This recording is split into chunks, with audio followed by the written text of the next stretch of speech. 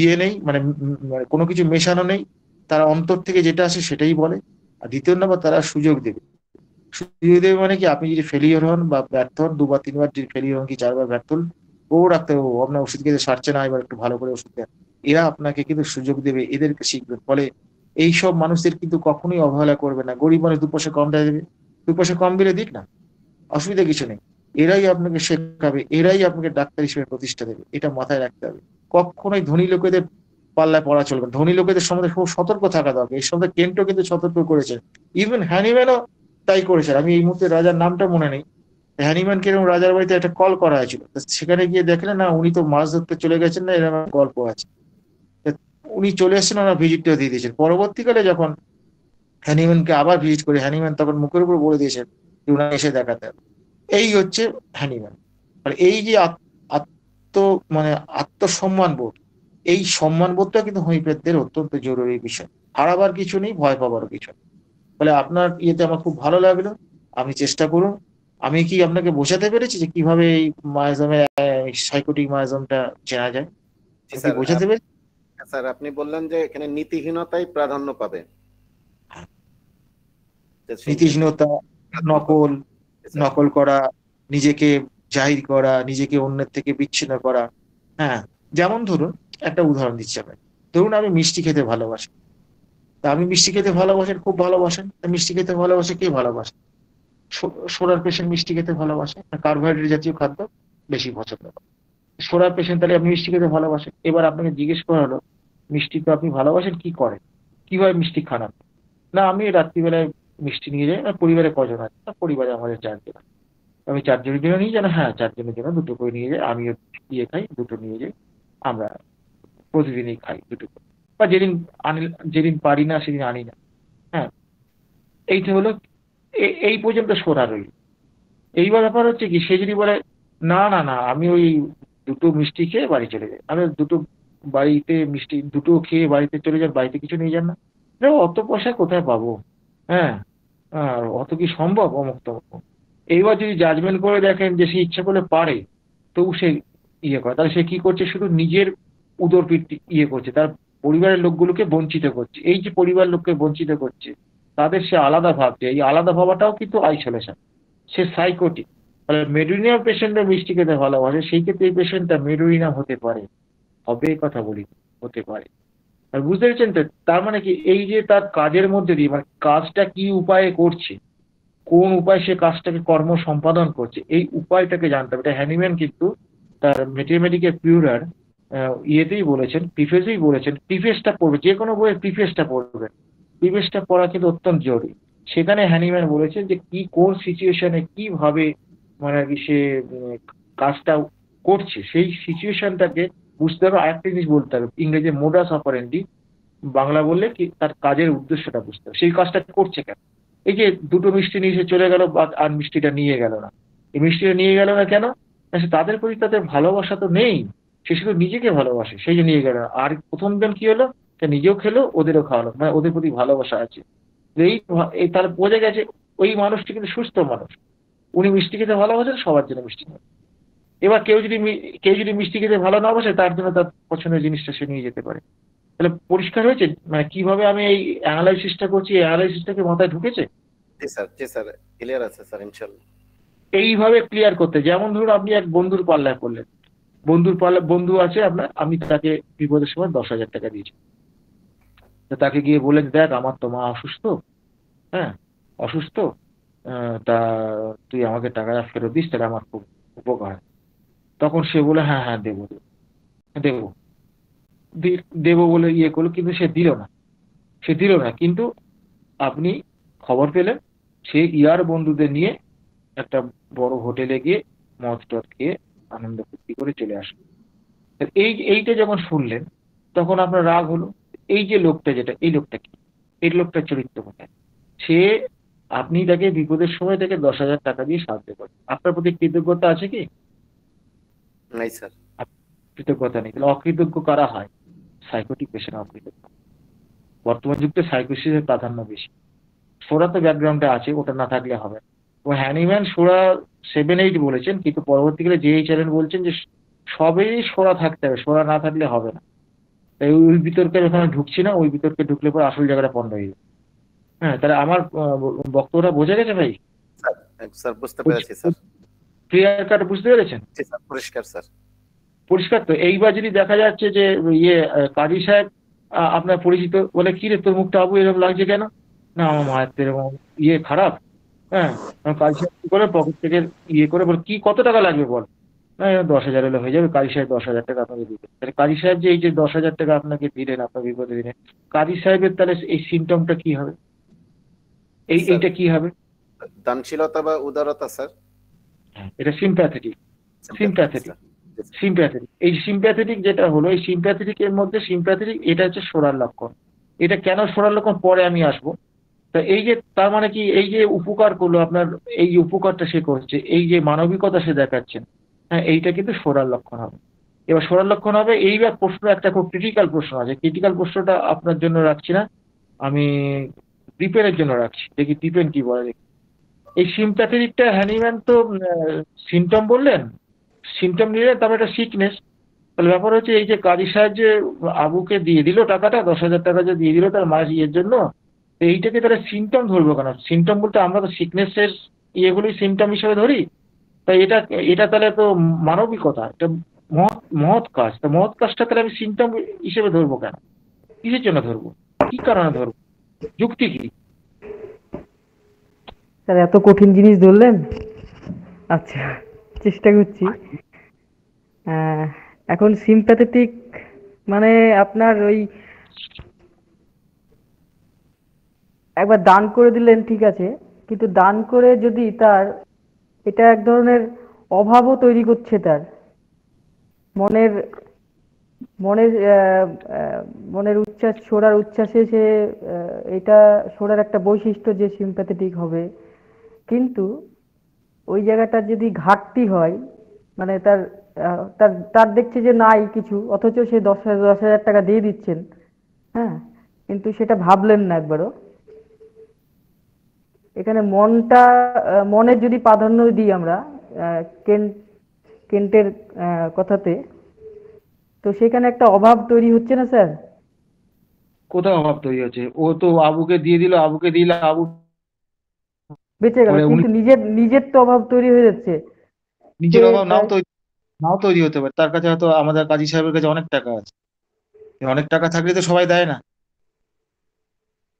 না স্যার, দেয় না। তাহলে কিন্তু তাহলে এটা কেন হবে? কেন এটা সিমটম হবে কেন? এটা তো মহৎ কাজ, তাহলে এটা সিমটম হিসেবে ধরবো কেন?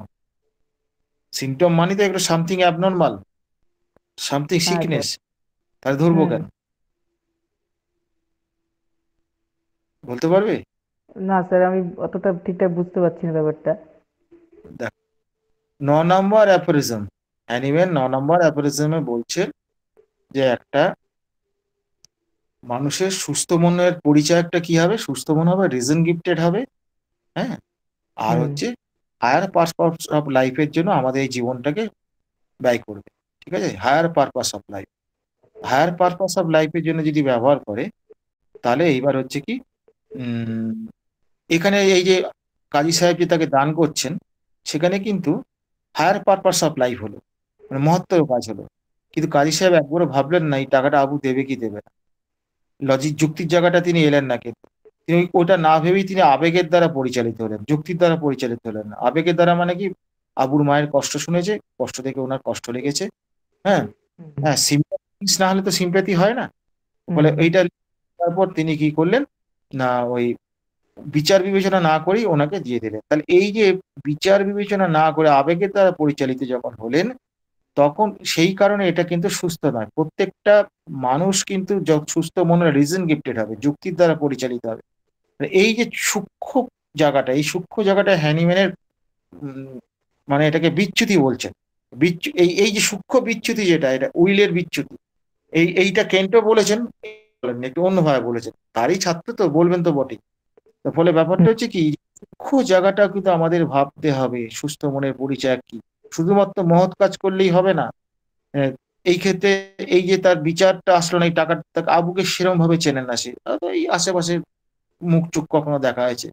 হ্যাঁ, উনি কিন্তু শুনে দিতে পারলেন, বলে আমার মায়ের এরকম অবস্থা, টুক করে দিয়ে দিলেন, অল্প পরিচয় দিয়ে দিলেন। বেশি পরিচয় হলে দিতেই পারেন, সেটা আলাদা কথা। তাহলে দেখা যাচ্ছে কি এই যে মানুষটার যে মহত্ব, যেটা এই মহত্বর পেছনে কিন্তু আবেগের দ্বারা পরিচালিত নয়, এবং সোডার পেছনে হচ্ছে আবেগের দ্বারা পরিচালিত। আবেগ প্রবণ হয়। এই আবেগটা হচ্ছে সোডার হচ্ছে মূলধন। এই জায়গাটা কিন্তু ভুললে চলবে না। ঠিক আছে, এইবার আমি এই পর্যন্ত বললাম। এবার নীলকমল স্যার আছেন তো, নীলকমল স্যার কিছুটা এবার ইয়ে করুন এই মায়াজম নিয়ে।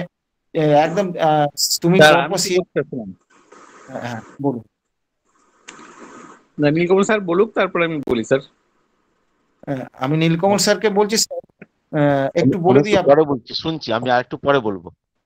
একটু পরে তাহলে আমি বলবেন? একটু বলি। হ্যাঁ, আরেকটু এগোক, আমি শুনছি। আপনি আচ্ছা কিন্তু এই জুনিয়র ছেলেদের নাম ধরে ধরে ডাকো, এই ইয়ে লিপেন, হ্যাঁ স্যার। সিরিয়ালি ডেকে তাকে প্রশ্ন করে করে ওদের ওরা কি বলতে চাইছে এটা জানা ভীষণ দরকার। আচ্ছা, আপনারা কি ইয়ে হ্যারাসমেন্ট মনে করছেন না তো? মানে আপনাদের কষ্ট দিচ্ছি, পীড়া দিচ্ছি, এরকম কিছু কেউ ভাবছেন না তো?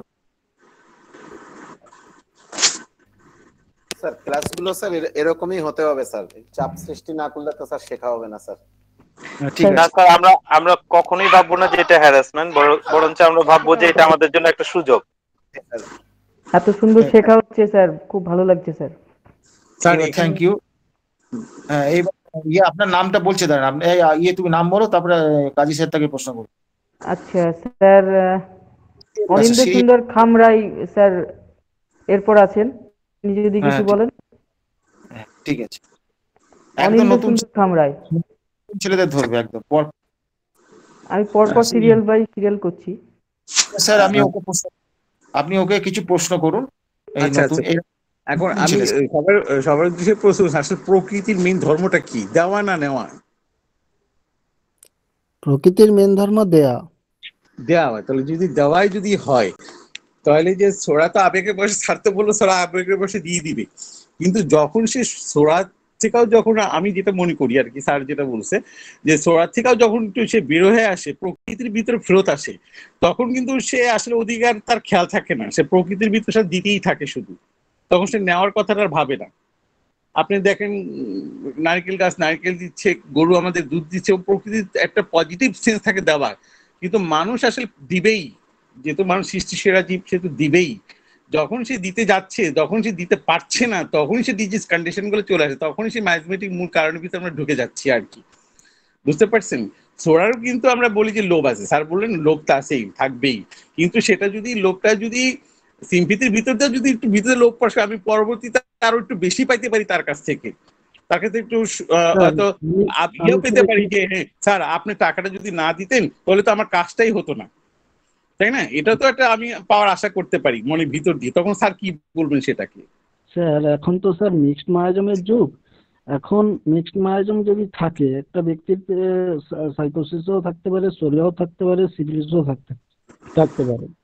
তো মিক্সড মায়াজম যেহেতু সেহেতু সে দানও করতে পারে, মানে তার মানে এই নয় যে তার ভিতরে সাইকোসিসের প্রাধান্য থাকবে না। যদি দান করে তার তো সোরা থাকছেই।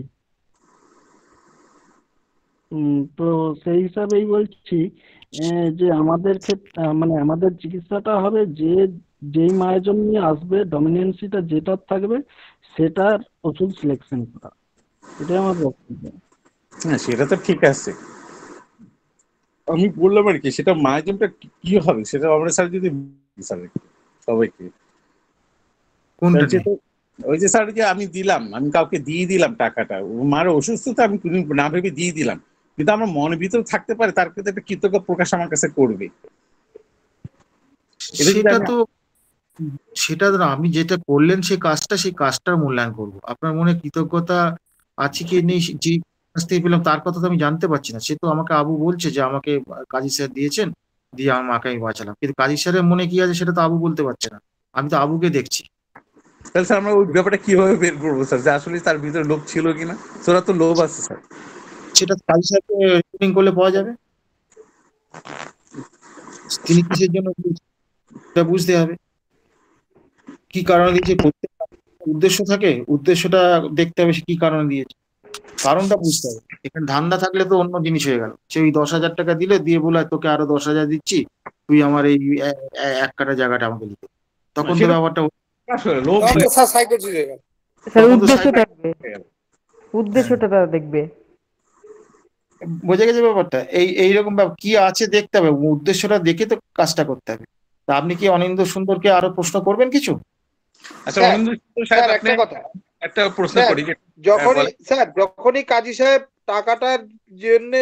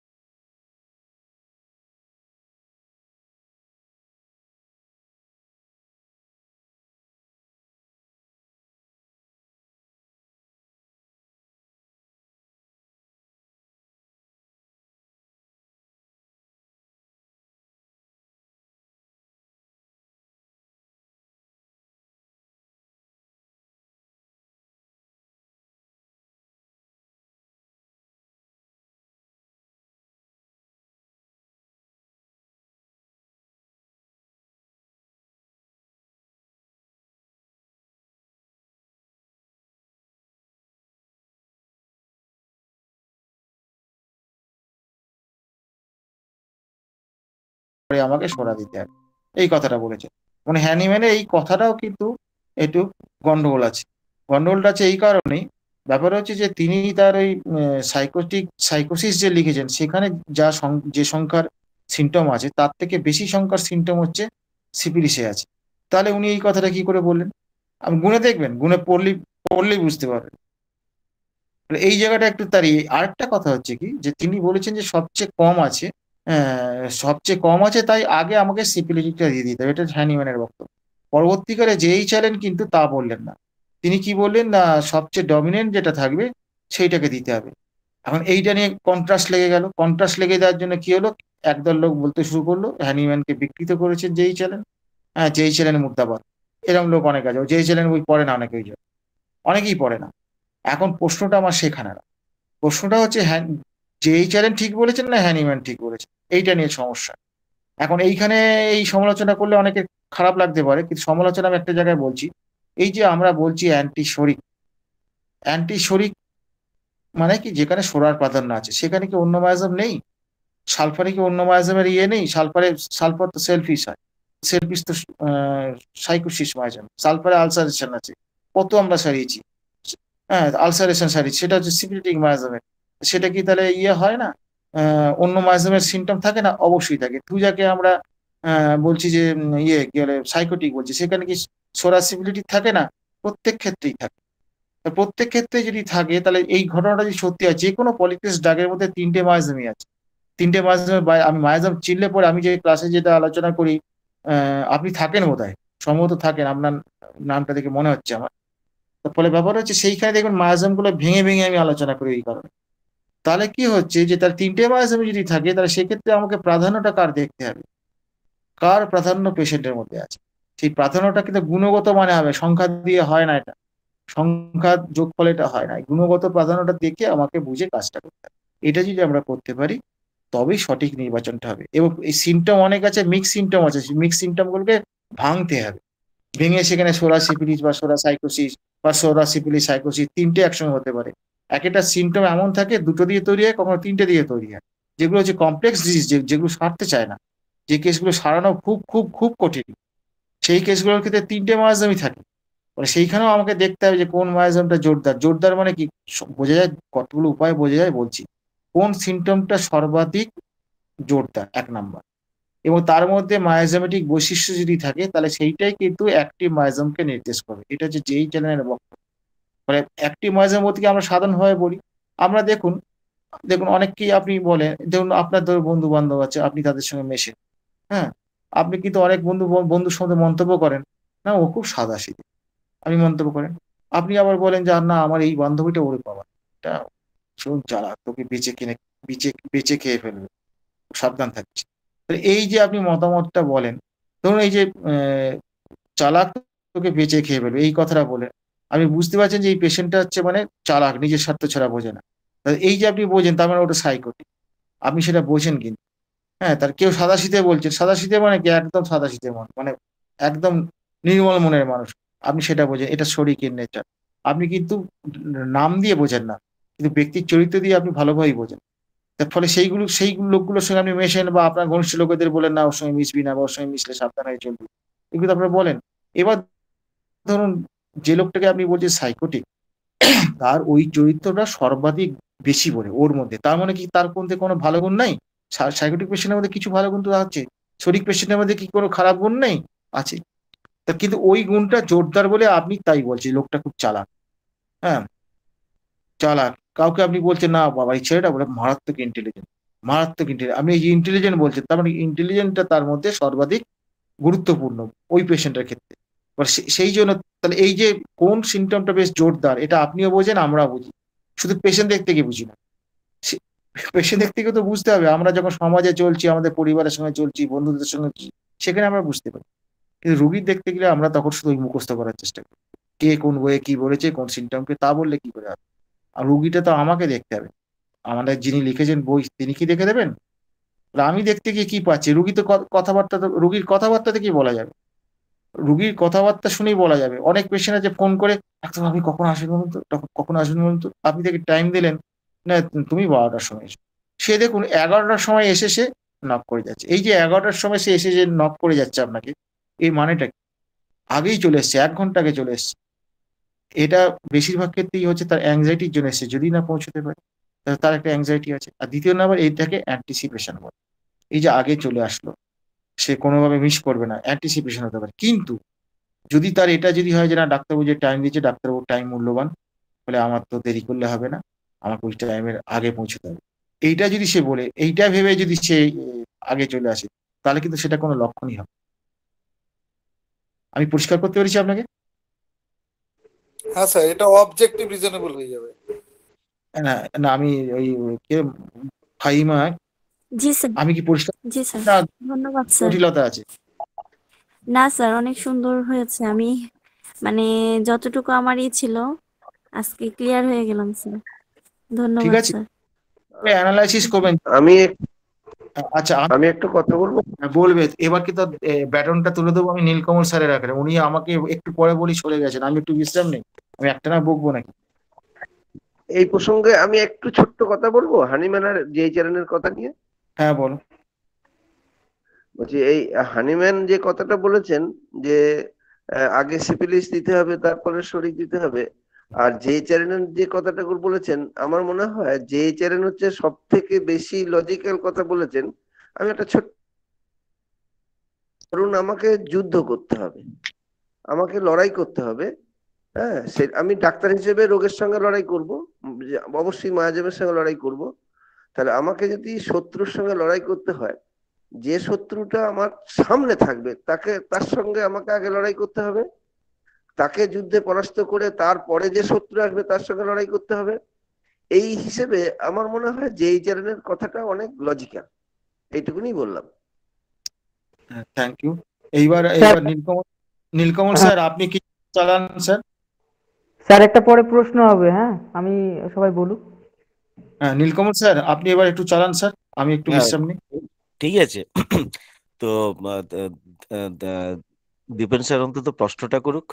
হ্যাঁ দীপেন বাছাই করে দেবে। ছেলে কত অব্দি এসছে? আমরা অনিন্দ সুন্দর পর্যন্ত এসছি। এবার একটু অনুপম রায় আছে স্যার, অনুপম রায়কে প্রশ্ন করুন। ও সব জুনিয়র ছেলে স্যার।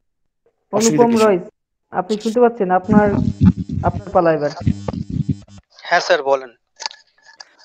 হ্যাঁ, আমার একটা খুব সহজ প্রশ্ন করছি, প্র্যাকটিক্যাল, বেশি তথ্য থেকে যাব না ভাই। আমার প্রশ্ন হচ্ছে রুগী এলে আমরা আগে মায়াজাম দেখবো না আগে ওষুধ? মানে আমার প্রশ্নটা হচ্ছে, একটা রোগী এলো, আমরা তাকে ট্রিটমেন্ট করলাম, প্রথমে কি মায়াজম নির্বাচন করে তাকে ওষুধের কথা ভাববো, না ওষুধটাকে ঠিক করে আমি মায়াজমের কথা ভাববো? স্যার বলছি অনুভব নাই। স্যার বলছি কি কোনো ওষুধই মায়াজমের বাইরে নয়। আমার যেটা মনে হয় প্রত্যেকটা ওষুধের পেছনেই কোনো না কোনো মায়াজম ডমিনেন্ট রোগী পাবো। আমি যদি তাকে পালসেটিলা দিই, এই পালসেটিলাটা কিন্তু স্যার সাইকোসিসের উপরে প্রথম কাজ করবে,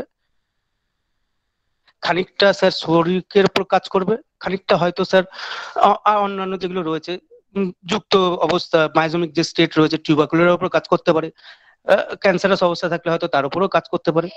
স্যার যে ওষুধটা আমি নির্বাচন করব সেই ওষুধটা পেছনে কোনো না কোনো মায়াজম অবশ্যই আছে, কিন্তু আমাকে ওষুধটা আগে ঠিক মতো নির্বাচন করতে হবে। কারণ আমি যদি ওষুধ প্রকৃতি, রোগীর প্রকৃতি ওষুধের সঙ্গে মেলাতে না পারি, তাহলে স্যার মায়াজমিক যে ব্লকেজ বা মায়াজমিক যে সমস্যা সেটা কিন্তু স্যার, ব্লকেজ বলছি না, ব্লকেজটা ভুল কথা হয়ে গেল, মানে মায়াজমিক যে জায়গাটা ক্লিয়ার, মানে কোনো রোগের জন্য তো কোনো একটা মায়াজম দায়ী, সেই জায়গাটা মানে ক্লিয়ার করতে পারবো না স্যার। ধন্যবাদ। হ্যাঁ, আপনি ঠিকই বলেছেন, যতদূর বলেছেন তার ভিতরে কোনো দ্বিধা বা দ্বন্দ্ব নেই। কিন্তু তারপরেও দেখা যায় যে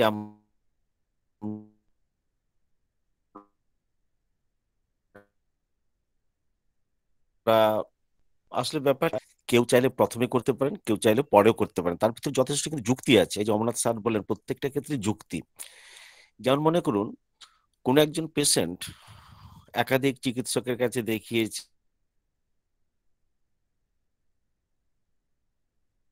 এবং তাকে থাকছে না, তখন যখন আপনার কাছে আসবেন, তখন আপনি কি টোটালিটি অফ সিমটম করে সেটাতে ঢুকবেন, নাকি প্রথমে তাকে একটা অ্যান্টিমাজমেটিক মেডিসিন দেবেন? এটা কিন্তু একটা লাখ টাকার প্রশ্ন। কারণ হ্যানিম্যান সেই জায়গাটাতেই, হয়তো অ্যাফোরিজম খুললে হয়তো 40-এর আশেপাশে এরকম একটা জায়গায়, একটু পরে আমি একটা বলবো খুব কন্ট্রাডিক্টরি কথা, সেখানে উনি বলছেন যে ব্যাপারটা কি, যে অ্যাকচুয়ালি হোমিওপ্যাথির আবিষ্কারটা হলো কেন, এই যে মায়াজমের আবিষ্কারটা হলো কেন, যখন সিলেক্টেড মেডিসিন কাজ না করার পরে দেখা যাচ্ছে যে সঠিকভাবে কাজ করছে না, তখন উনি খুঁজতে শুরু করলেন যে এই রোগগুলো বারবার ফিরে আসছে কেন। সেখান থেকে তার এই মায়াজমেটিক কনসেপশন, অর্থাৎ মায়াজম কি, মায়াজম কেন, মায়াজম কোথা থেকে হলো, মায়াজমকে আমরা এড়িয়ে কিভাবে, বা মায়াজমের মোকাবিলা করে, এড়িয়ে বলা ভুল, মোকাবিলা করে কিভাবে আমরা রোগীটিকে সারিয়ে তুলবো, এই জায়গাগুলো কিন্তু স্পষ্টভাবে কিন্তু এলো। এইবার তাহলে দেখা যাচ্ছে মাঝে হচ্ছে একটা ব্লকেজের কারণ, অথবা ঘুরিয়ে বলা যেতে পারছে এমন একটা মেনটেনিং কজ যেটার জন্য রোগী সম্পূর্ণভাবে সেরে উঠছে না। তাহলে একজন রোগী যদি একাধিক ডাক্তার দিকে আপনার কাছে আসে, তো লাখ টাকার প্রশ্ন যে আপনি তাকে মাজমেটিক মেডিসিন দিয়ে শুরু করবেন, নাকি ওয়েল সিলেক্টেড মেডিসিন দিয়ে শুরু করবেন। কারণ আগের ডাক্তারবাবুরা হয়তো ওয়েল সিলেক্টেড মেডিসিন তার জন্য যেটা হওয়া উচিত ছিল সেটা দেননি, এমনও তো হতে পারে। এইবার এটা ডিপেন্ড করে সম্পূর্ণ সেই চিকিৎসকের উপর। আর একটা জিনিস ডিপেন্ড করবে যে আপনি কোন সিনটা প্রমিনেন্ট পাচ্ছেন, মানে ডমিনেন্ট কোন ক্যারেক্টারটা। যদি সরার হয় আপনি সরা দিয়ে শুরু করবেন, যদি সাইকোটিক হয় সাইকোটিক দিয়ে শুরু করবেন। শুধু তাই নয়, যদি সরার সাইকোটিক সিফিলিসের কথা যদি আপনি ভুলেও যান, যদি পেশেন্টের একটা আনকমন পিকুলার স্ট্রাইকিং বা স্ট্রং সিমটম আপনার কাছে থাকে, আপনি সেটা দিয়ে শুরু করতে পারেন। কিন্তু তাতে অনেক ধরনের সংখ্যা থেকে যায়, যে সেটা প্রেসক্রিপশন করলে কি সবসময় হয়ে যাবে। আসলে ব্যাপার হয়ে গেছে কি, ওই আপনি অ্যালেনি বলুন, হ্যানিম্যান বলুন, কেন্ট বলুন, আপনার রোগীর সাথে কিন্তু তাদের কোনো সম্পর্ক নেই। আসলে ওই রোগীটির কোন পরিস্থিতিতে কিভাবে আপনার কাছে কি সিমটম নিয়ে এসেছে সেটা কিন্তু একমাত্র আপনি জানেন। তার চেয়ে বড় ব্যাপার হচ্ছে যে এই জায়গাটা কেউ কখনো বলতে পারবেন না, কোনো ডাক্তারবাবু কখনো বলতে পারবেন না যে আমি যে প্রেসক্রিপশনটা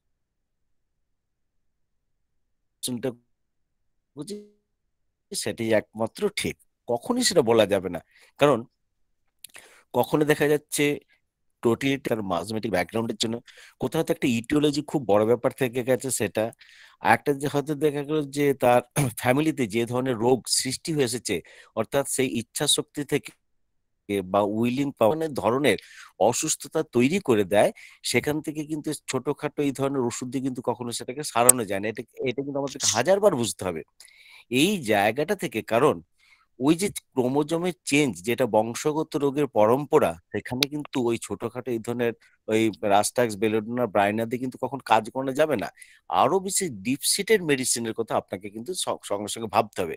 অতএব আপনার এই ট্রিটমেন্টের পদ্ধতি, মানে সেইটা সাইকোটিক ফ্যামিলি থেকে করছেন, শরিক ফ্যামিলি থেকে করছেন, কি সিফিলিটিক ফ্যামিলি থেকে করছেন, তার চেয়ে বড় ব্যাপার হচ্ছে যে ফ্যামিলিতে হলো আপনার পেশেন্টটা এই মুহূর্তে এই জায়গা কিন্তু একটা লাখ টাকার প্রশ্ন। অতএব এত জটিল তত্ত্বে না গিয়ে আমি আমার শুভানুধ্যায়কে বা আমরা যখন আলোচনা করি একটা কথাই বলি যে একদম হোমিওপ্যাথি মেক ইট ইজি, একদম হোমিওপ্যাথিকে একদম সহজ করুন, একদম বোকার মতো ভাবতে শিখুন। আমি এভাবে বোকার মতো ভাবতে শিখেছি। আমি প্রথমে দেখব তার নেচারটা কি, যদি শরীর নেচার হয় শরীরটাকে দেখবো। আদারওয়াইজ যেটা একটু আগে যেটা আলোচনা হয়ে গেল যে সিফিলিটিকের যেহেতু সিমটমটা কম, অতএব আমি সিফিলিটিক মেডিসিনটা বেরিয়ে আসবো। এটা কিন্তু খুব সত্য। একটা কথা মনে রাখবেন, মনে করুন একটা বড় গাছ, পাঁচিলের ধারে একটা গাছ আছে, গাছটাকে আপনাকে কেটে পাঁচিলটাকে রক্ষা করতে হবে।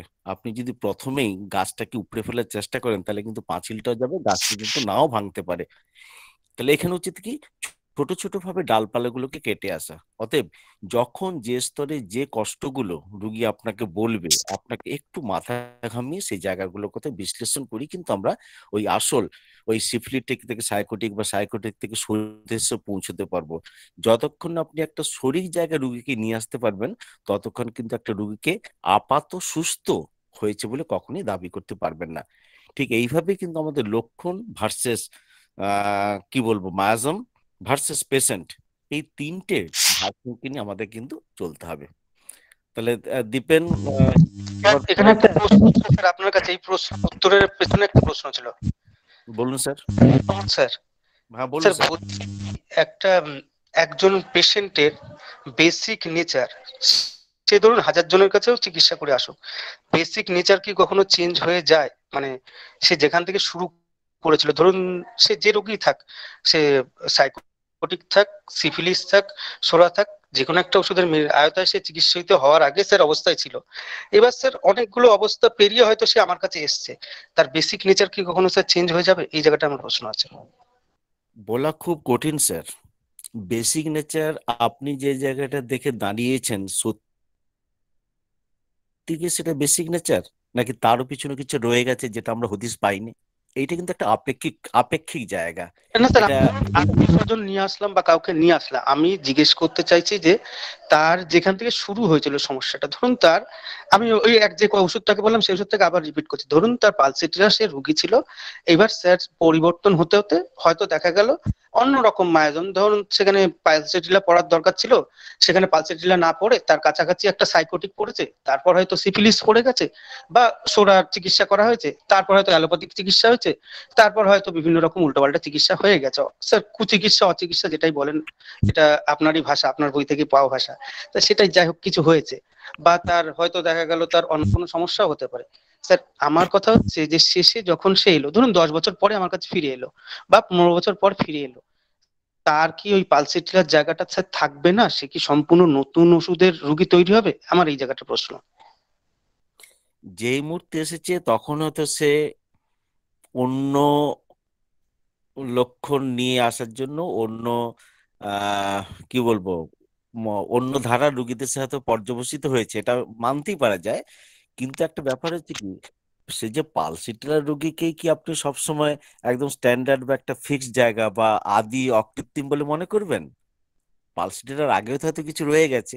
আমি বললাম না, এটা সম্পূর্ণ একটা একটা প্ল্যাটফর্ম। একটা আপনার রুগী যখন এসেছিল সে কিন্তু সুস্থ অবস্থায় আসেনি, অতএব তার অতীত বা তার প্ল্যাটফর্মটা কোথাও আমরা কিন্তু কেউ জানি না। অতএব আমাদেরকে ধরে নিতে হবে সে অঙ্ক কষার মতো, রুগী যেখান থেকে এসেছিল, যেখান থেকে আমরা চিকিৎসা শুরু করেছি সেটা কিন্তু তার অসুস্থতার জায়গা, তার আগের জায়গা নয়। তাহলে কিন্তু সেই সেই পেশেন্ট এবং সিকের জায়গায় ফিরে যেতে হবে। শেষে হয়তো সে সোরাতে গিয়ে পৌঁছবে, কিন্তু সেটা তো আমার কার্যক্ষমতার উপর। স্যার পালসেটিলাটা আমার মুভমেন্ট মানে সামনে এসে পৌঁছে উপস্থিত করেছে, তাই আমি বলছি কথাটা, সাইকোটিকটা আমার সামনে এসে উপস্থিত হয়েছে। হ্যাঁ এটা জিজ্ঞেস করছি। হ্যাঁ, সেখান থেকে আমাদেরকে শরিক নেচারে ফিরে নিয়ে যেতে হবে, কারণ শরিক নেচার কম্পারেটিভলি এদের চেয়ে অনেক ভালো একটা জায়গা। ওই প্রশ্নের উত্তর দেখুন, আজ থেকে 10 বছর আগে কি দিতাম আমি জানি না। আজকে এই হোমিও দর্পণ ক্লাসে ঢোকার পর আমার চিন্তা ভাবনা কিন্তু অনেক বদলে গেছে, যার জন্য প্রশ্ন করার সাথে সাথে আমি উত্তরগুলো দিতে পারছিলাম না। আমি যখন প্রথমে আমাকে অমরনাথ স্যার বললেন, বললো না আমাকে আরেকটু ধাতস্থ হতে হবে। চিন্তা ভাবনা আসলে কি, আমরা আমাদের উপলব্ধি দিতে বিজ্ঞান, আমরা যে যতটা এগোবো আমাদের বিজ্ঞানটা ঠিক ততটাই। তাহলে আজ থেকে আমার 11 বছর আগের লেখা বইয়ের সাথে কিন্তু আজকের এই হোমিও দর্শনে ঢুকে গিয়ে যখন আমি আরো নিজেকে আরো পরিণত করছি, আমার চিন্তা ভাবনা কিন্তু বদলাচ্ছে। ওতে হয়তো দেখা যাবে পরবর্তী এডিশনে আমি যেগুলো এতদিন বদলে এসেছি আমি তো অনেক বদলে ফেলতে পারি বা বদলে ফেলবো বলে আমার মনে হয়। এই উপলব্ধিটা একটা খুব কি বলবো প্রবাহমান জায়গা। আমি যতদূর এগোতে পারবো আমার উপলব্ধি ততটুকু থাকবে। শেষে বলতে পারি আপনার এই প্রশ্নের উত্তরটা আমার কাছে সত্যি আজও ইনকমপ্লিট। যত জানছি তত আমি সেই হারিয়ে ফেলছি। হ্যাঁ স্যার, এখানে আমারও একটা স্যার একটা প্রশ্ন করবো। স্যার আমারও একটা প্রথমে প্রশ্ন আছে কিন্তু আমি একটুখানি বলে নিই স্যার। স্যার আপনার এই যে প্রাচীন পীড়া তার কারণ ও সর্বাধুনিক চিকিৎসা, স্যার এই বইটা আমি প্রায় যখন আমি মানে সবে 3-4 বছর হচ্ছে স্যার হোমিওপ্যাথিকের সঙ্গে যুক্ত, তো আমি আমার হাতে হয়তো 2 বছর এসেছে, কিন্তু স্যার এই বইটা আমার কাছে ভালো লেগেছে বলেই স্যার আমি এটা সঙ্গে রাখি এবং চেষ্টা করি এখান থেকে অল্প অল্প স্যার পড়ার। হয়তো পুরোটা পড়তে বা বুঝি না স্যার, এখান থেকে আপনি যে চিন্তাধারাটা দিয়েছেন সেটা তো নেবই, তারপরে এটা আমার কাছে বলতে পারেন একটা মানে ভিতের মতো। স্যার এখানে তো আমি মানে সময় বেশি পাই না পড়াশোনার জন্য। এবার স্যার যেমন অনেক অনেক মানে এই রবার্টের বই বলেন বা এই ধরনের বইগুলো পড়লেন, আমি যেহেতু ইংলিশে একটু কাঁচা, এই ধরনের বইয়ে যেতে গেলে স্যার আমার অনেক সময় লাগবে, আমি এক্ষুনি সেই অবস্থাটা আমার কাছে নেই স্যার। তো এই ছোট ছোট জায়গা থেকে আমি একটু একটু করে স্যার এগোচ্ছি। তো এটা কিন্তু স্যার আমার কাছে ভিত। এবার আপনার চিন্তা ভাবনা অবশ্যই চেঞ্জ হবে, আমরা সামনের এডিশন পাবো, আমাদের চিন্তা ভাবনাও এখান থেকে হয়তো হোমিও দর্পণ থেকে অনেক অনেক চেঞ্জ হবে। কিন্তু তার মানে তো এইটা নয় যে আপনি যে চিন্তাটা করেছিলেন সেই জায়গাটা মিথ্যা হয়ে যাচ্ছে, সেই জায়গাটার উপরেই কটা দাঁড়াবে ভিত। কিন্তু আমার এই জায়গাটা একটা মানে জায়গাটা আমার কাছে মনে হচ্ছে যে অনুপম বাবু কোন শক্ত ভিতের জায়গায় কথা দাঁড়িয়ে আছে। বলছেন এবার একটু তারপরে বলুন। চিন্তাটা স্যার স্যার বলছি এখানে স্যার উনি এই বইটা যদি পড়ি স্যার, এখানে সোরা, সিফিলিস, সাইকোসিস সম্পর্কে যে ধারণা দেওয়া আছে বা মায়োজোমেটিক স্টেট, ক্যান্সারাস বা টিউবারকুলার যে জায়গাগুলো উনি বলেছেন। কোন কোন বইয়ের কথা বলছেন বুঝতে পারছি না স্যার এটা ডক্টর নীলকমল বর্মনের প্রাচীন নীলকমল বাবু, ঠিক আছে, হ্যাঁ বলুন কি ব্যাপারটা বলেছেন। ও তার সর্বাধিক চিকিৎসা একটা বই স্যার আমার কাছে এই বইটা রয়েছে। এবার এখান থেকে আমি অল্প অল্প করে বুঝেছি, মানে ব্যাপারটা হচ্ছে যে আমি ইংলিশ ভার্সন গুলো একটু কম বুঝতে পারি, আমার সত্যি কথা বলতে সেই টাইমটা পাই না হয়তো দেওয়ার জন্য, তাহলে খুব ভালো বুঝতে পারতাম। তো আমরা বাংলা বইয়ের দিকে একটু বেশি আকৃষ্ট হই স্যার। তো এই বইটাতে আমি কিছু কিছু করে পড়েছি, কিছু কিছু করে বুঝেছি এবং সেইখান থেকে আমার চিন্তাধারাটা আমি বললাম স্যার। এবং অমরনাথ স্যারের জায়গা থেকে মানে অমরনাথ স্যারের থেকে আমি ক্রমশ এই জায়গাটা মিলানোর চেষ্টা করছি, মানে নেওয়ার চেষ্টা করছি যাতে আমার জায়গাটা আরো পুরো হয়। এবার হোমিও দর্পণে আরো যেমন আমাদের পার্থ স্যার বলেন বা অমরনাথ স্যার বলেন, যেই বলুক না কেন, কাজী স্যার বলেন, প্রত্যেকের জায়গা থেকে একটু একটু করে স্যার সমৃদ্ধ হচ্ছে, কিন্তু আমার বেস জায়গাটা মানে আমি বুঝতে শিখেছি স্যার এই বইটা থেকে, তাই আমি এই বইয়ের কথাটা বললাম। ধন্যবাদ স্যার। স্যারকে হ্যাঁ বুঝলাম। আমার বই আলোচনা না করে হোমিওপ্যাথির দর্শন নিয়ে আলোচনা করাটা মনে সব থেকে ভালো লাগবে, কারণ যেহেতু আমি এখানে প্রেজেন্ট আছি তো তো হয়তো সেই বইয়ের কথা উঠতে পারে, আমার মনে হয় না ওঠাটাই বাঞ্ছনীয়, বরং আমাকে জিজ্ঞাসা করুন আমি সেটা নিয়ে কিছু বলবো। অতএব ঠিক আপনি ঠিকই বলেছেন যে ততদূর পর্যন্ত আমার যে কনসেপ্ট ছিল তার ভিতরে কোনো ভুল নেই, কিন্তু আমার মনে হচ্ছে আরো কিছু নতুন ভাবে পাচ্ছি আপনাদের মতো কি বলবো হোমিও প্রেমীদের কাছে এসে যত নিজেকে মাজা ঘষা করছি, তত যেন মনে হচ্ছে আমার আরো বেশ কিছু জিনিস জানা উচিত এবং সেই জায়গাটাকে আমি সত্যি যাবার জন্য আমি চেষ্টা করছি। অতএব আজকের আলোচনা এইভাবেই চলুক। তো নতুন কোনো প্রশ্ন থাকলে স্যার একটা প্রশ্ন আছে নীলকমল বাবু। হ্যাঁ বলুন স্যার। আমি মানিকলাল মন্ডল বলছি। হ্যাঁ বুঝতে পেরেছি। আমরা কিন্তু সবাই এক জায়গা থেকে অন্য জায়গায় অনেক দূর গড়িয়ে যাচ্ছি। মূল প্রশ্নটা শুরু হয়েছিল স্যার করেছিলেন, একটু একটু অনেকে বলেছে সেভাবে হয়নি।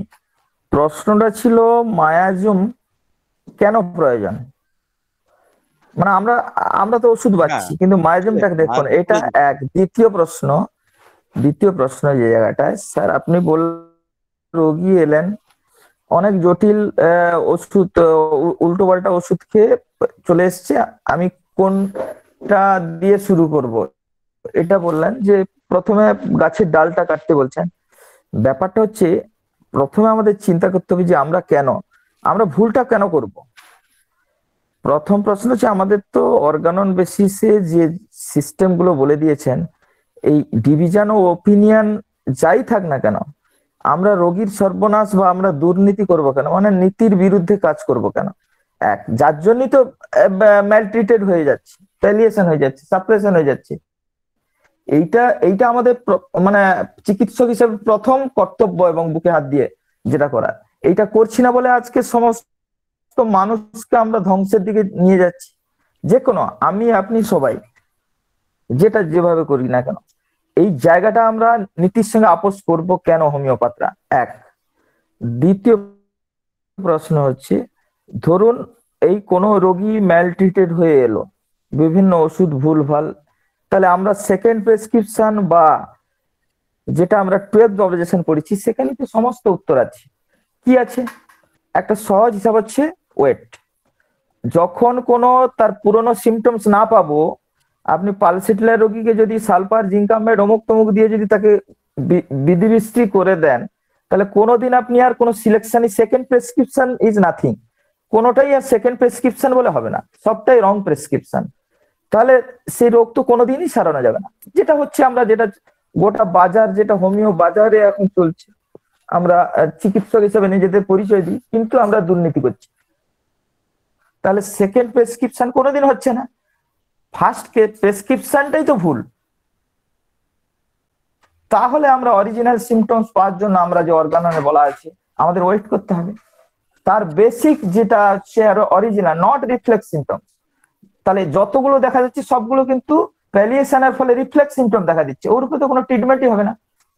অথচ আমরা ওষুধ সিলেকশন করি, অ্যাকিউট মেডিসিন দিচ্ছি, কেউ 2-3টে ওষুধ দিচ্ছি, কেউ বলছি আর একটু কমিয়ে দাও। যতবার যাই করি না কেন মূল জায়গায় কিন্তু আমরা যেতে পারি না। আমরা সবাই কিওর বলে করছি, হ্যাঁ একটু কমিয়ে দিচ্ছি, কিন্তু পুরনো সিমটা আবার ফিরবে, আবার সে অন্য একটা রূপ নিয়ে ফিরে আসবে। তাহলে হচ্ছেটা কি? পুরোনো সিমটমস গুলোকে ফেরার জন্য সুযোগ দিতে হবে, প্রয়োজনে 1 বছর পর্যন্ত উইথাউট মেডিসিনে রাখতে হবে পেশেন্টকে। তার যতক্ষণ না পুরোনো সিমটমস গুলো ফিরছে, এবং সেটা অনুধাবন করার জন্য চিকিৎসকের দক্ষতা দরকার আছে। নাহলে যতবারই ওষুধ দিব না কেন সেটা হচ্ছে সেই আবার ভুল হলো না। 100 বার প্রেসক্রিপশন করলেও রং প্রেসক্রিপশন, কোনো প্রেসক্রিপশন নয় ওটা। তাহলে মূল বেসিক আমরা কেস টেকিং করে যে সিমটমস গুলো নেব, সেখানে যদি ভুল হয়, ভ্যালু অফ সিমটম যদি না বুঝি, রিফ্লেক্স সিমটম ভুলগুলো আমরা মারাত্মক ভুল বা আমরা নীতি না মেনে করি, এই জায়গাগুলো আমাদের বেসিক কনসেপ্ট যতক্ষণ না আছে কোনো হোমিওপ্যাথি হতে পারবে না। যে যত বড় জ্ঞানী হই, যত বড় ডিগ্রি নিই, যত বড় গলায় মেডেল পরি, এটা একদম বাস্তবে আমি অক্ষর অক্ষর মানি এবং এটা আমি উপলব্ধি করি। তাহলে এইটাই আমাদের হওয়া উচিত যে আমাদের অর্গানন বেসিসে মায়াজুম ছাড়া তো আর কিছু নেই। আপনি যাই করুন না কেন, যে কোনো মায়াজুম এসে আপনার উপস্থিত হবে। এবং বর্তমান প্রজন্মে কমপ্লেক্স মায়াজুম, মিক্সড মায়াজুম, এক্ষেত্রে আপনাকে মায়াজুমেটিক ট্রিটমেন্ট ছাড়া কোনো রোগ সারবে না। অ্যাকিউট যাই দেখছি সবই কিন্তু ক্রনিক মায়াজুমের ম্যানিফেস্টেশন, অ্যাপিয়ারেন্স। অতএব এই জায়গাটাকে যদি আমরা না উপলব্ধি করি, আমার মনে হয় একটাও কোনো কিওর বলে এই পৃথিবীতে হোমিওপ্যাথের দ্বারা আর কেউ করতে পারবে না। এবং সেই জায়গাটা নেই বলে আজকে অধঃপতন পুরো, সেই জায়গাটা ফিরে আসতে হবে আমাদের ধীরে ধীরে। আমাদের যত রকম ভুল বা যত রকম দুর্নীতি করি বা করে চলেছি বা করেছি, সব ভুলে নতুন ভাবে আমাদের দীক্ষিত হতে হবে, এটাই বক্তব্য। এবং আপনার যেটা বলছিলেন যে আমরা যেটা দেখবো সেটা দেবো না, সেটা অন্য কেস। সেটা হচ্ছে প্রথম প্রেসক্রিপশনে যেটা হচ্ছে, সেক্ষেত্রে আমরা দেবো যে তার অ্যাপিয়ারেন্স অফ মায়াজুম যেটা হচ্ছে মানে বেশি ডেপথ আছে, সেইটার উপরে আমরা নির্বাচন করব এবং সুস্থ মস্তিষ্কে চিকিৎসকের। কিন্তু যদি প্যালিয়েশন হয়ে আসে, যদি ওই রোগটা জটিল হয়ে যায়, বিভিন্ন ম্যাল ট্রিটমেন্ট হয়ে বিভিন্ন প্যাথি বা আমাদের হোমিওপ্যাথিক ওষুধ দিয়ে ভুল দিয়ে ওকে সারানো বড় মুশকিল। কোনো মেডিসিন সিলেকশন না করাটাই হচ্ছে বেস্ট সিলেকশন।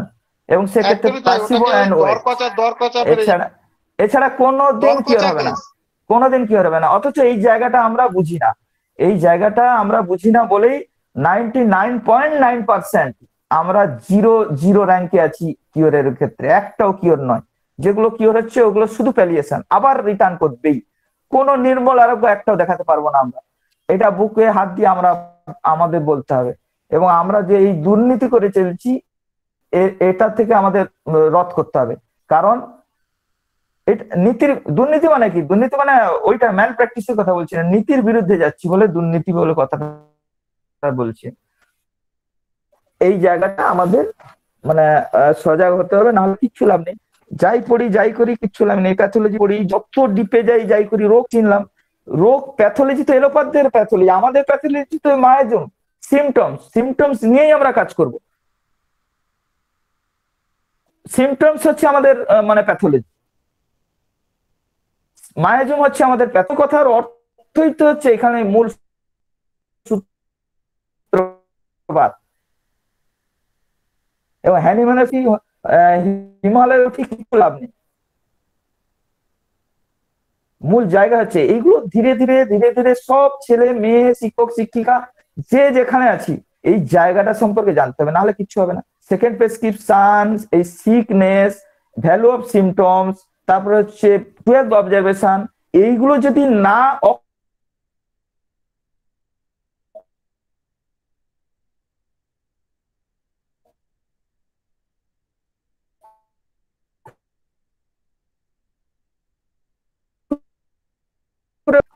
আমরা তো অনেক পরে স্যার এই জায়গাটা বললাম আপনারা, আমি সকল বর্ণনা করলাম মাননীয় শিক্ষক শিক্ষিকা বা এখানে যারা ভদ্র মহোদয়গণ আছেন তাদের উদ্দেশ্যে। কারণ এটা আমার মনের কথা, এটা আমার বিশ্বাস, আমার এটা উপলব্ধি। আমি যত পড়াশোনা করি যাই করি না কেন আমার মনের মধ্যে এটা আছে। আর রাস্তাঘাট পথে ঘাটে যে কোনো জায়গা থেকে মায়াজম চেনা যাবে। আপনি ট্রেনে যাচ্ছেন, কথোপকথন থেকে মায়াজম চিনতে পারবেন।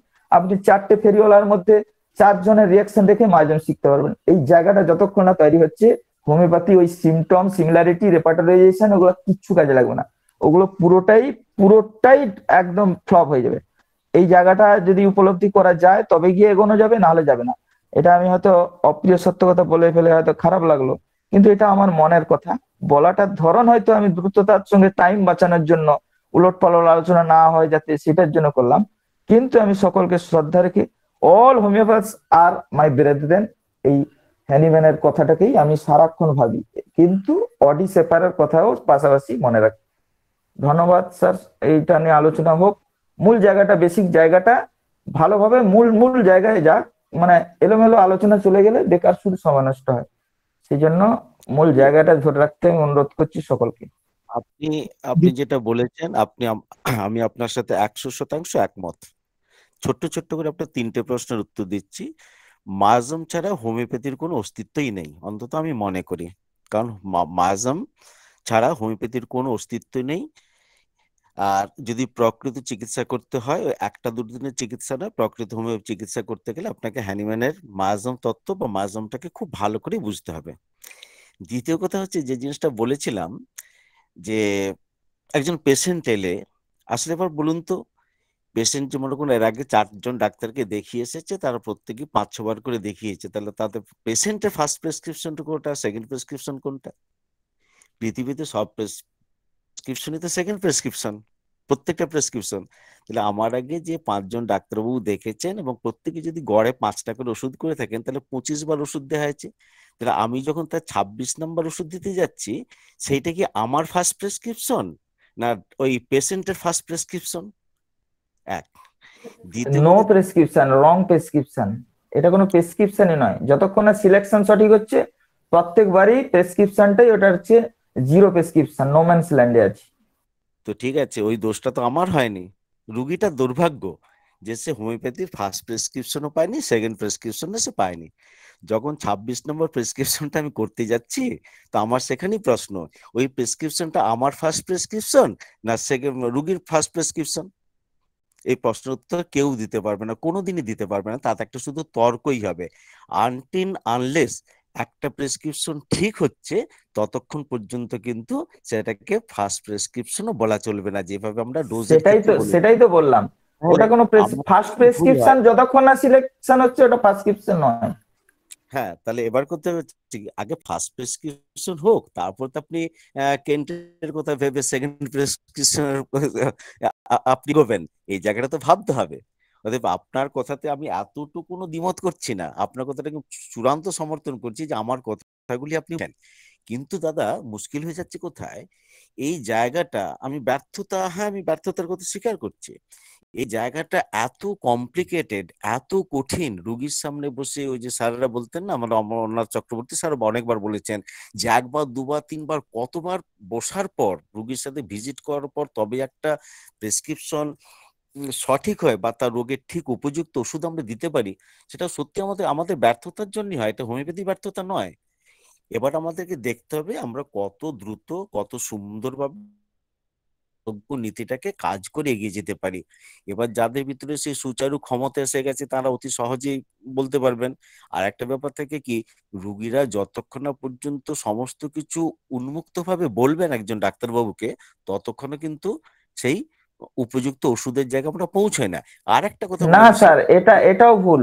রোগী বলবে না তো, চিকিৎসক রোগীর কাছ থেকে কালেকশন করবে। এই জায়গাটা কিন্তু আমাদের সবারই ভুল ধারণা। রোগী তো আর আপনাকে যে জানাবে না যে আমি কি পেশেন্ট, কিসের পেশেন্ট। রোগীর কাছ থেকে আমাদের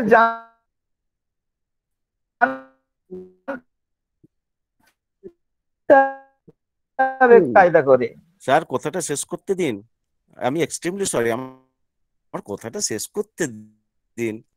আমি কথাটা শেষ করে পজ দিইনি আপনাকে। যে আমাদেরও দুর্ভাগ্য যে আমরা রোগীর কাছ থেকে সেটা নিতে পারছি না। আর একটা দুর্ভাগ্য, প্রত্যেকটা কেসই আজকে আমাদের কাছে ওয়ান সাইডেড ডিজিজের মতো হয়ে গিয়ে দাঁড়িয়ে গেছে। আমরা দুর্ভাগ্য যে আমরা পাচ্ছি না, এটা তো আপনাকে স্বীকার করতেই হবে। আর যদি পেরে যান সেটা তো আপনার কাছে তো বিশাল বড় সাফল্যের জায়গা। আমরা সেই সাফল্যের কথা ভাববো, কিন্তু আমরা পাচ্ছি কি? আমরা পাচ্ছি না। অতএব আমাদেরকে ঠিক সেইভাবেই এগিয়ে চলতে হবে, সেইভাবেই এগোতে হবে। আর আমাদের এই কি বলবো, একটা কিছু বলতে গেলাম, এমন একটা ইন্টারাপ্ট হয়ে গেল, যাকে এইভাবে চলুক, আমি আর কি বলতে পারি। আচ্ছা দীপেন, তুমি স্বপন ভুঁড়েকে অনুরোধ করো। স্বপন ভুঁড়ো একটা মন্তব্য করেছে, কেন্টের একটা দিয়েছে, ওই কোটেশন দিয়েছে, ওকে ইয়ে করতে স্বপন ভুঁড়েকে অনুরোধ করো যে কিছু প্রশ্ন জুনিয়র ছেলের নাম বলে দাও, নাহলে তো প্রশ্ন করতে পারবে না। হ্যালো স্যার, স্বপন ভুঁড়ে স্যার। না, আমার আর কিছু বলার নেই। যেটা বারবার হলো যে ম্যালট্রিটেড হয়েছে, অমুক হয়েছে, তো হারিয়ে গেছে, মানে সেই পেশেন্টটা সেই জায়গায় নেই, তাহলে কেন্ট এটা কি বলেছে? এই জন্য আমি ওই জায়গাটা উঠিয়ে জন্য বললাম, বুঝে গেল? কেটে জায়গাটা বলো, বলে তুমি জুনিয়র কিছু ছেলেকে প্রশ্ন করো। আমার তো এইরকম আলোচনা আমি কোনো প্রশ্ন করবো না, তোমরা পরিচালনা করছো করো, কিন্তু যে ওই কথাটা উঠলো না যে সে তার চরিত্রটা হারিয়ে ফেলেছে, তাহলে কেন্ট এটা কি বলেছেন? কারণ চরিত্র হারায় না, আমার হারানো চরিত্রটা কিন্তু খুঁজতে হবে। তাহলে আর হিস্ট্রি নেবোটা কি? ফার্স্ট হিস্ট্রিটা কেন নেব? সেটাও তো একটা ব্যাপার। আর মেডিসিন আর ফার্স্ট প্রেসক্রিপশন আর সেকেন্ড প্রেসক্রিপশন 26তম 25তম হয় না।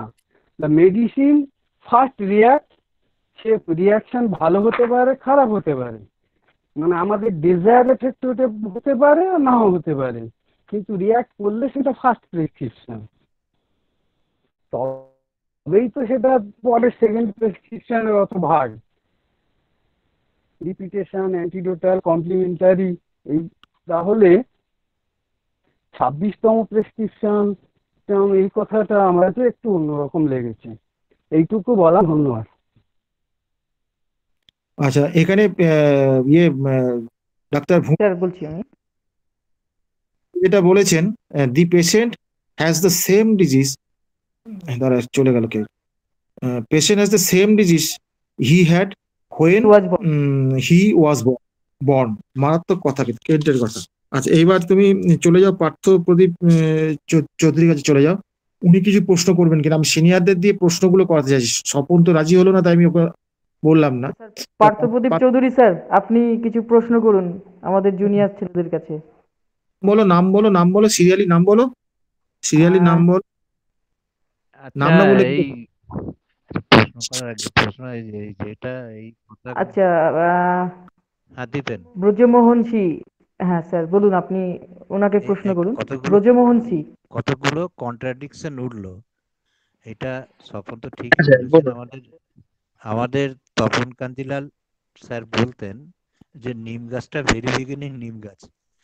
যাই হোক, তা এটাই তো কথা, স্বপন যেটা বলেছে যথার্থ। তবে একটা কথা কি, যে আমাদের যত বেশি সিমিলিমাম হবে তত সেই ওষুধটা কিন্তু তার অ্যাকশন দেবে। আমাদের যেগুলো ভুল ওষুধ, রং প্রেসক্রিপশন যেগুলো হয়, সেগুলো কিন্তু অনেকটা প্লাসিবো ইফেক্টের মতনই কাজ করে অনেক ক্ষেত্রে, কখনো কখনো প্রুভিং এর মতনও কাজ করে, তার সিমটমস একটা তৈরিও করে। তা সেই ক্ষেত্রে যেটা ওই বলছিল মানিক লাল স্যার, যে সেই ক্ষেত্রে একটা ওয়েট করার ব্যাপার থাকে, যে ওয়েট করার পরে যদি আমরা একটা নিউট্রাল ফেজে আসতে পারি, তাহলে আমাদের পরবর্তী একটা মানে কেস টেকিং করে একটা রাইট প্রেসক্রিপশন আমরা যেতে পারি। এবং প্রেসক্রিপশন করার পরে সেটাকে আমরা ফার্স্ট প্রেসক্রিপশন কখন বলবো, যে যখন ওষুধটা অ্যাকশন করেছে। এখন অনেক ডাক্তারের কাছে এসে সে বিভিন্ন রকম একটা ভেরিয়েশন দেবে, কিন্তু আমাদের তো মাথায় রাখতে হবে যে একটা পোর্ট্রেট, একটা প্রতিছবি তৈরি করবে, একটা ওষুধের ড্রাগ পিকচার নিয়ে কিন্তু আসবে। আমরা অনেকগুলো সিমটমস কালেকশন করলাম, কিন্তু সেখানে যদি একটা স্পষ্ট কোনো প্রতিচ্ছবি না আসে, তাহলে এবারে কিন্তু আমরা একটা ওষুধ দিতে পারবো না। যেমন ধরুন আমি বলছি যে একটা কৃষ্ণের একটা মূর্তি রয়েছে, কেমন, মূর্তিটাকে আমি ভেঙে ফেললাম, ভেঙে ফেলে তার এক টুকরো বাইরে রাখলাম না, সব একটা তো ঢুকিয়ে একজনকে দেয়া হলো, তাহলে তার কৃষ্ণের এই যে মূর্তিটা ছিল তার সবকিছুই রয়েছে। আমরা পেশেন্টের কাছে কিন্তু এরকম সিমটমস পেলাম, সব সিমটমসই রয়েছে সেই প্যাকেটের ভেতরে। তাহলে সেটা কৃষ্ণ না সেটা বুদ্ধ না সেটা অন্য কেউ, আমরা বুঝবো কিভাবে? এখন সেইটাকে যদি একটা ক্লিন জায়গায় আসতে পারি, আমরা হয়তো তার মধ্যে পেয়ে গেলাম একটা বাঁশির অংশ বা একটা ময়ূরপুচ্ছর অংশ, আমরা একটা বুঝতে পারলাম, তাহলে এটা কৃষ্ণ হতে পারে। আমরা সেইটা যদি সাজিয়ে নিতে পারি, তাহলে দেখা যাবে যে সেটা কৃষ্ণের মূর্তিই আসলো। মানে তখন কাঞ্জিলাল স্যার একবার আমাকে বলেছিলেন যে একটা ছবি আর একটা তোর ওই ইয়ের মধ্যে তফাৎ কি, কার্টুনের মধ্যে তফাৎ কি? তাই হোমিওপ্যাথি যেমন সায়েন্স তেমনি আর্ট, আর্ট অ্যান্ড সায়েন্সের মিশ্রণ এইটা। আর তো ওই ডমিনেন্ট, সেটা তখন অমর তো বলেই গেছে, ডমিনেন্ট যে মায়াজমটা আসবে সেইটা। তাহলে কথা হলো যে অনেক ডাক্তারের কাছে অনেক কিছু ওষুধ খেয়ে এসেছে, তাহলে এখানে এক নম্বর সলিউশন হলো, যদি না একটা খুব এমার্জেন্সি সিচুয়েশন থাকে, তাহলে আমাদের সেই সময় উচিত হচ্ছে ওয়েট করা। ওয়েট করে একটা নিউট্রাল জায়গায় আমরা কি করে বুঝবো না পেশেন্টের সিমটমস গুলো মুভমেন্ট করবে, যে পর্যন্ত সেটা মুভমেন্ট করবে এবং সেটা যদি কিউরিটি স্টেজে পেশেন্ট ভালো আছে ভালো আছে ভালো আছে, তাহলে কিন্তু আমাদের শুধু প্লাসিবোই দিয়ে যেতে হবে, আমাদের আর অন্য কোনো ওষুধ দেওয়ার দরকারই পড়ে না। এরকম পেশেন্ট আমরা অনেক সময় পাই। আমরা একটা মানে যে দেখছি অনেক রকমের ওষুধ খেয়ে এসেছে, একটা যেন ঠিক মতন একটা ড্রাগ পিকচার তৈরি হচ্ছে না। ঠিক আছে, প্লাসিবো দিয়ে আমরা পরে আবার অপেক্ষা করে দেখলাম, পেশেন্ট নেক্সট টাইম এসে কিন্তু বললো সে অপেক্ষাকৃত ভালো আছে। এই ভালো আছে কথা শুনলাম, সেখানে আমার কি বার দেওয়ার আছে প্লাসিবো ছাড়া? কিন্তু এটা করতে করতে সে একটা সময় দেখা যাবে যে আর কোনো সিমটমস প্রডিউস করছে না, একটা জায়গায় স্থির হয়ে রয়েছে, তবু তার একটা যেন ইমেজ পাচ্ছি। তখন সেই ইমেজটা ধরে যদি আমাদের একটা পোর্ট্রেট তৈরি করা যায়, তাহলে সেইটা ধরে আমাদের আগাতে হবে। তাহলে আমরা ধরে নিলাম যে পেশেন্টটা অন্য কোনো ওষুধ খেয়ে আসেনি, একদম নিউট্রাল ফেজে এসেছে। এই জায়গাটা যদি আসে, তাহলে তখন আমরা একটা প্রতিচ্ছবি পাওয়ার তো চেষ্টা অবশ্যই করব, এবং সেখানে ওই রকম ওই গ্র্যান্ড টোটালিটি আমরা অনেকগুলো সিমটমস নিলাম, কিন্তু আমরা কোথাও একটা ছবি তৈরি করতে পারলাম না, তাহলে আমরা কিভাবে ওষুধটা সিলেকশন করব? তাহলে আমাদের একটা ছবি তৈরি করতে হবে, আর সাইলেসিয়া পেশেন্টটা সাইলেসিয়ার মতন ছবিটা তো হতে হবে। সেখানে ভ্যালু অফ সিমটমস এর কথা যথার্থভাবেই এসেছে। ভ্যালু অফ সিমটমস যেমন অমর ভালো আলোচনা করে গেছে, যেটা কেন্টের যে বিষয়টা বা বিভিন্ন রকমের যে মেন্টাল জেনারেল, তার উইল যে পার্টটা সব থেকে তো, এবং উইল পার্টটা তো আমাদের বুঝতে হয় যে ইচ্ছা বলতে আমরা কি বুঝি, তার বিভিন্ন ভাবেই সেটা প্রকাশ পায়। রোগী বিভিন্ন ভাবে কথা বলে, তার সবকিছুই আমরা যখন খুব পর্যালোচনা ভাবে একটা দেখতে পারি, তো সেটা আসে। তারপরে ফিজিক্যাল জেনারেল এই টুকিটাকি জিনিসগুলো দেখা যায় সাধারণত মেলে, তবে সব যে একসঙ্গেই থাকে তা নয়। এটাই যেটা প্রমিনেন্ট থাকে এবং একটা ছবি তৈরি করা যায় সেখানেই। যে সেটা ছাড়াও আরো অন্যান্য কিছু সিমটমস থাকে, তারা কাকে গুরুত্ব দেব কাকে দেব না, কোন মায়াজমের সিমটম সিমিলারিটি হলেও তো হবে না। যেমন কেন্ট এই যে মায়াজম প্রসঙ্গে বলতে গিয়ে ওই যে থুজে আলোচনায় যে সাইকোসিসের আলোচনা করতে গিয়ে বলছেন না, যে যদি সেটা একটা অ্যাজমা হয় অথচ আর্সেনিকের মতন সিমটমস প্রডিউস করছে, সেটা কখনোই কিওর হবে না যতক্ষণ একটা অ্যান্টি সাইকোটিক মেডিসিন সেখানে প্রেসক্রিপশন করা যাচ্ছে। এই জায়গাটাই তো আবার দেখুন অনেক স্টলওয়ার্টও এই মায়াজমটাকে স্বীকার করছেন না। তার মধ্যে যেরকম আমরা পাই, যেমন ওই যে 10 ভলিউমের ম্যাথমেটিকা, ওই কি নাম যেন, হেরিং হ্যাঁ হেরিং, হিউজেস হ্যাঁ হিউজেস হিউজেস, রবার্ট তারপরে বরিক বরিক এরা বোরিক। এরাও তো মায়াজমটাকে অত গুরুত্ব দেয় না। তবে ব্যক্তিগতভাবে আমি মনে করি যে মায়াজমটাকে, যে ওই হেরিং এর যে কথাটা বলা হয় যে হেরিং নাকি মায়াজম, এবং সেটা আমাদের যেই চ্যানেলও ওই জায়গায় একটু ক্রিটিসাইজও করেছেন হেরিংকে, কেন্টো সিমটম করেছেন ডাক্তার, হ্যাঁ কেন্টো করেছেন। কেন্টো তা বিষয় হচ্ছে যে তারা কিসে বেশিছে, যেমন নীলকমল বর্মন স্যার বললেন যে এই যে সিমটমস, হেনেম্যান যখন মায়াজামে আসার আগে তিনিও তো ওই সিমটমস নিয়েই করতেন, তাহলে আমরা সিমটমস দেখে করব না মায়াজাম দেখে করব? আসলে বিষয়টা এইটাই যে স্যার আমরা যদি ভলিউমটা একটু কি বাড়ানো স্যার যায়? একটু কষ্ট হচ্ছে। স্যার একটু জোরে বলুন, তাহলে মুখে মাইক্রোফোনের এটা নিয়ে কথা বলুন। মাইক্রোফোনটা আমি কাছেই রেখেছি, আমি দরজাটা বন্ধ করছি, দরজাটা আমি একটু খুলে দিচ্ছি, তাহলে যদি কিছু হয়। হ্যাঁ হ্যাঁ, শোনা যাচ্ছে এবার ভালো। হ্যাঁ হ্যাঁ, তাহলে মনে হয় দরজাটার জন্য। যাই হোক, তা বিষয়টা হচ্ছে যে এই এর সম্বন্ধে ওই হেরিং সম্পর্কে যেটা বলা হয়েছে, ব্যক্তিগতভাবে আমি এই প্রশ্নটাও করেছি যে মহামতি হেরিং, তার হোমিওপ্যাথির বিরাট অবদান, তিনি অনেক ওষুধ প্রুভিং করেছেন, বিশেষ করে ল্যাকেসিস প্রুভিং এর জন্য তিনি চির অমর। তা ডাইরেকশন অফ কিওর তো তিনি খুব সাজিয়ে গুছিয়ে আমাদের জন্য প্রেজেন্টেশন করে দিয়েছেন, থালায় সাজিয়ে দিয়েছেন। তাহলে পরে তিনি এই হোমিওপ্যাথিক আরোগ্য নীতিটাকে ফলো করে আমরা তখন তো ধরি যে এটা আরোগ্য হচ্ছে, তিনি যদি মায়াজম না বুঝবেন তাহলে তিনি ওই প্রত্যেকটা লক্ষণের ভ্যালুটাকে বুঝতেন কি করে? এটা আমার মনে হয় যে তিনি মায়াজম বুঝতেন, হয়তো স্বীকার করতেন কি করতেন না। মায়াজম না বুঝলে কি হয় যে আমরা ওই ভ্যালু অফ সিমটমস এর জায়গাটা গন্ডগোল করে ফেলি, এইটাই জায়গা। তা এই আলোচনা হচ্ছে, কি প্রশ্ন আর কি করবো, বুরুজামান বাবুর কাছে আমাকে সামনে দাঁড় করিয়েছেন, কি বলবো। তো এই আলোচনাটা যেরকম ভাবে হচ্ছে হোক। তাহলে আমি প্রশ্ন করছি, আমি প্রশ্ন শুরু করছি, কারণ ঘটনা হচ্ছে আমরা আউট অফ লাইন হয়ে গেছি। মায়াজম আমরা চেষ্টা করেছিলাম জুনিয়র ছেলেদের মধ্যে আস্তে আস্তে। অমরদা একটা কথা বলি, যেটা ওই পার্থদা ওই কার্টুনের কথা বললো না, ওই প্রসঙ্গে একটু সংযোজন। আমি যে ব্যক্তিটাকে চিনি তার কার্টুন আমরা চিনতে পারবো, আমি যাকে চিনি না তার কার্টুন চেনাটা যাবে না। আর সব সময় হুবহু পিকচার নিয়ে পেশেন্ট হাজির হয় না যে আমি এই মেডিসিন গো আমার এই দাও, যেটা পার্থদা বললো পোর্ট্রেটটা আমাদের আঁকতে হয়। তার মানে আমার মেডিসিনগুলোকে আমার আগে ভালো করে তার পার্সোনালিটি জানতে হবে, তবে কারণ রোগী অনেক বিকৃতি নিয়ে আসবে, সেই কার্টুন পিকচারের মতো আমার সামনে হাজির হতে পারে, কিন্তু আমার তার সেই মূল এসেন্সগুলো তার বের করতে হবে এবং মেডিসিনের থেকে আমাকে সিলেক্ট করতে হবে। এটাই হচ্ছে কার্টুন, এটা জেন কাঞ্জিলারের এতে আছে, এই ঠিক এই কথাটা আছে। তো সেই জন্যে চেনা লোকের কার্টুন চেনা যায়, আমি তাকে আগে থেকে চিনলে। সেই জন্য আগে মেডিসিনগুলোকে আমাকে চিনতে হবে এবং সেটা মায়াজমের আলোকে। এইটুকু বলার, ধন্যবাদ। তুমি বলো। আচ্ছা, আমি হ্যালো স্যার, আমি একটা কথা বলছিলাম।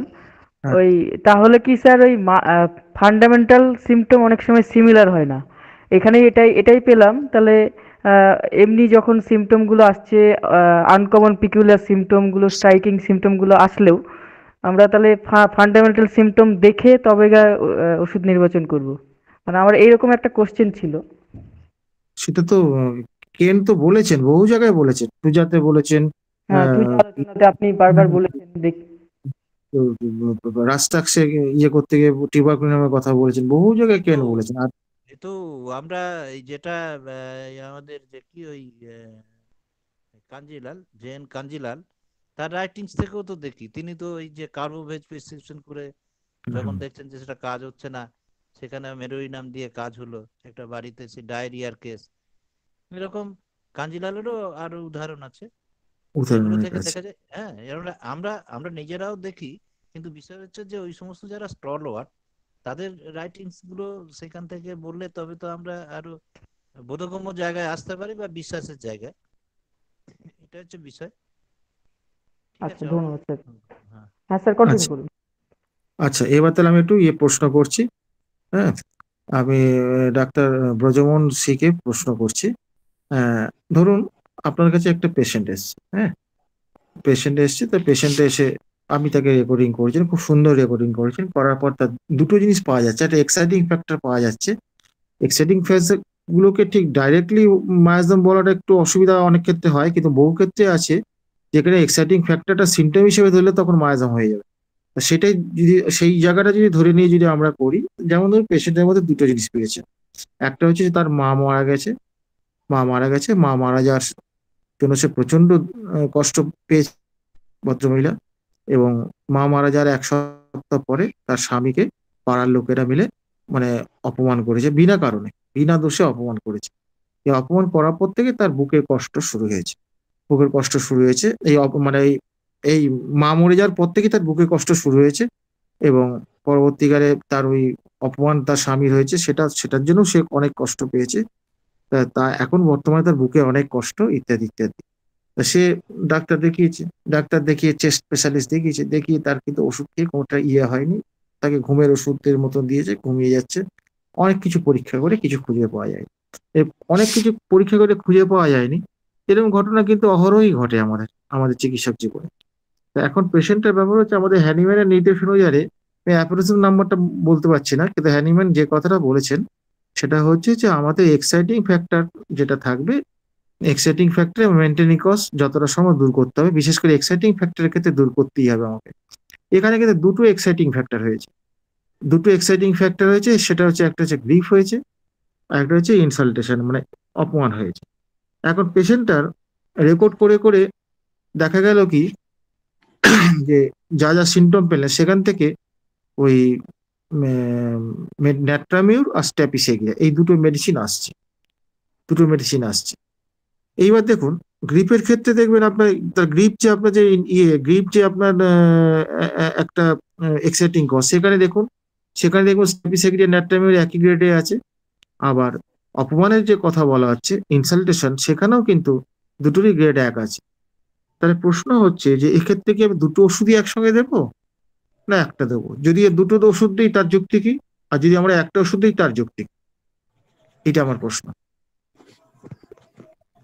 না স্যার, আমরা এই জায়গায় একটি ওষুধও দিব এবং